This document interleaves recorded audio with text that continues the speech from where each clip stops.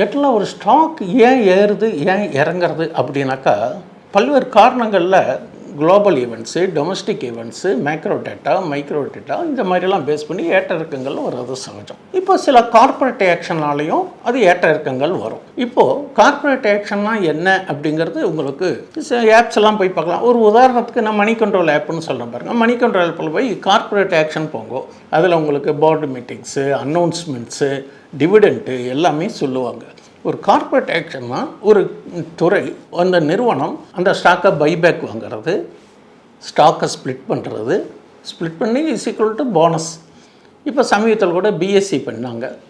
இந்த மாதிரி ஸ்டாக்ஸ் எல்லாம் நீங்கள் ஓரளவுக்கு ஃபோக்கஸ் பண்ணலாம். அதேமாதிரி ரைட் இஷ்யூ பண்ணுற ஸ்டாக்கு, இந்த மாதிரி ஸ்டாக்ஸ் எல்லாம் உங்களுக்கு ஓரளவுக்கு பயனளிக்கக்கூடியதாக இருக்குது. இதெல்லாம் ஒரு ஈவெண்ட்ஸ் தான். அப்போது அந்த சந்தை ஏறுவதற்கு சந்தை ஏறினாலும் இறங்கினாலும் சில ஸ்டாக்குகள் ஏற்ற இறக்கங்கள் கொடுக்கறது இந்த நியூஸ் பேசிஸ். ஆனால் அந்த குறிப்பிட்ட காலக்கெடுவுக்குள்ளே நம்ம நுணுக்கமாக அதனுடைய வர்த்தகத்தை நம்ம செஞ்சு லாபத்துடன் வெளிவருவது என்பது தான் ஒரு சாமர்த்தியம். தெரியாதவங்க அதில் போய் பண்ணக்கூடாது.